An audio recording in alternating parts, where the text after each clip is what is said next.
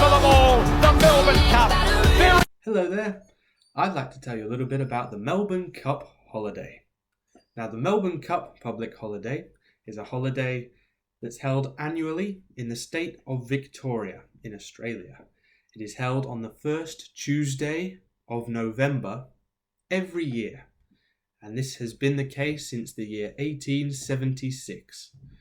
It is popularly dubbed as the race that stops the nation. And, in case you couldn't guess by my friend here, it's a horse race. Now, the first Melbourne Cup took place in 1861, though it didn't become a public holiday until the year 1876. Now, the Melbourne Cup is a very important race, and the winner this year gets 4.4 million Australian dollars to take home. And there is also a trophy that goes to the winning owner, trainer, and jockey each. How do people use this public holiday? Well, if they're not watching the race, then they'll use it to maybe go to the Melbourne Cup Carnival, which is full of food, entertainment, and fashion, where you'll see lots of people dressed like this, very smart, and it's an opportunity to also gamble. Australians are big gamblers, and on the horse racing, there's a fortune to be made. That's the Melbourne Cup public holiday. They shall grow not old, as we who are left grow old. Age shall not weary them, nor the years condemn. With the going down of the sun, and in the morning we will remember them, lest we forget. Hello, I'll be speaking on Anzac Day as a national Australian holiday.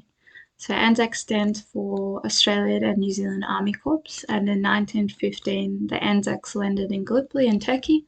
The battle here went for 8 months and many soldiers died. So Anzac Day is about commemorating those soldiers, and then soldiers from World War II and also soldiers that we've lost more recently. Anzac Day usually begins with a ceremony at dawn, which includes a minute of silence to show respect for the soldiers that have died, and also a minute for reflection. So it's not dissimilar to the Indonesian holiday of Nyepi, this concept of silence, although the intent is quite different. Something you might see on Anzac Day is a red poppy.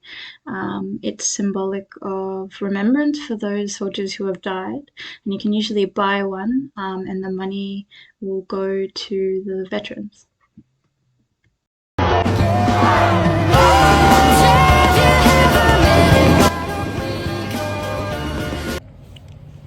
Hello everyone.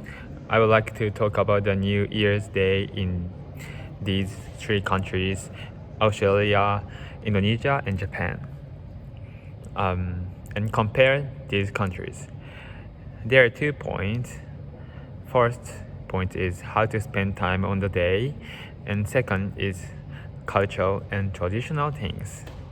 First, in Australia, they generally spend their time with their family or their friends. Some of them go to the beaches, picnic, and barbecue and so on because it's summer. In Indonesia, they in general spend their time with their family. They celebrate it on a grand scale with some concert and fireworks. In Japan, they in general spend time with their family, like Indonesia. But they mostly don't go outside, but stay at home or their relatives' home, unless they go to temples or shrines. Secondly, I would like to talk about cultures and traditions. And in Australia and Indonesia, they don't any particular traditional things. On the other hand, in Japan, like I said, they go to temples or shrines, which is called Hatsumode, and they have a certain food such as soba or ozoni. It's one of the Japanese food. Also, children get money from their relatives, which is called otoshidama. Yeah, it's like one of the Japanese traditional things.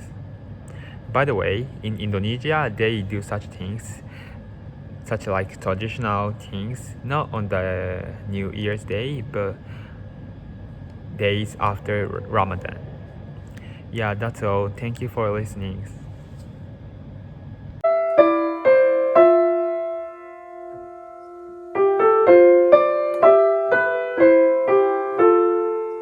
I'll talk about Children's Day. Boys Festival is an event held on May 5th every year to celebrate boys. During the Boys Festival, there are customs such as displaying May dolls and carp streamers.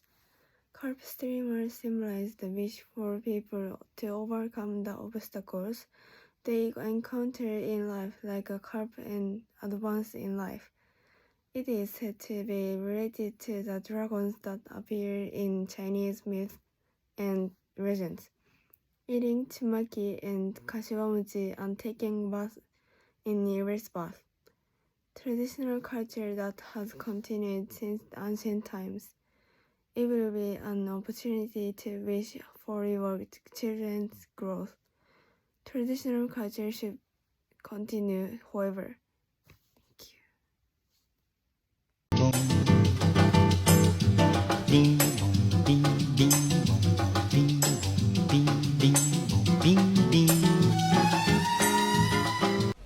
Hello everyone, my name is Widhiastuti. You can call me Widhia, and I choose holiday Ramadan. Ramadan is Muslim are not allowed to eat and drink from sunrise to sunset. This is called fasting. Our fasting for 30 days or 1 month in Indonesia. During Ramadan, we have 2 meals, iftar or buka puasa and sahur. Throughout Ramadan, we try our best to read the whole Quran and attend all the prayer at the mosque. And after Ramadan, we celebrate our achievement in a big celebration called Idul Fitri or Lebaran. And this is a festival of the breaking of the fast and thanking Allah for the strength that He gave us to fast during the previous month. And during this great celebration, we wear new clothes, sharing gift and visit family, neighbor and friends and give money or also called THR, and then eat sweet special cuisine. Thank you.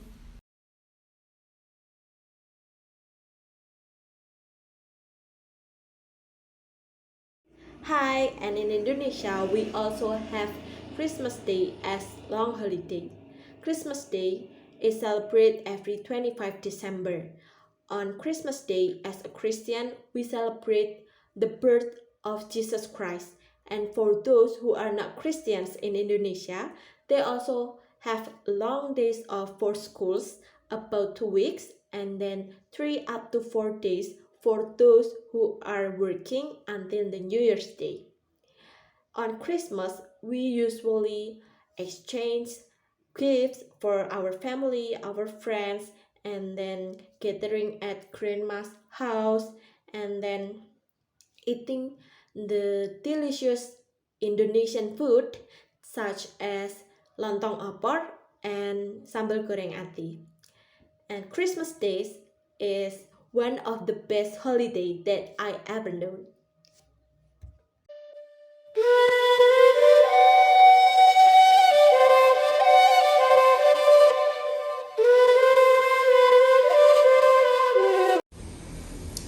Nyepi is one of the most unique holidays in Indonesia.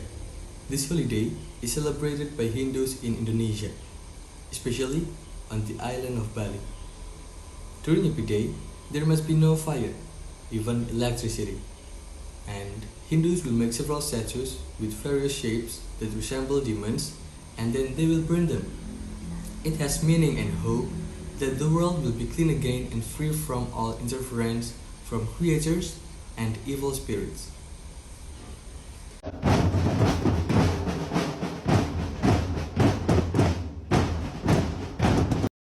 I am here to tell you one of the most important and most famous holidays celebrated here in Indonesia, and that is Independence Day. We celebrate every year at the 17th of August, which we have been celebrating for 78 years. We do this by performing a ceremony that everyone around the country, from kids to even adults, do in a wide open field. The day before 17th of August, we do something called Terakatan, which is a moment to pray for the heroes of the pre-independence era. After independence, we perform many games to celebrate, like Panjat Pinang, Balap Karo, Makan Kerupuk, Balap Bakiak, and more that I cannot squeeze in this video verbally, but visually through these pictures and videos. Thank you!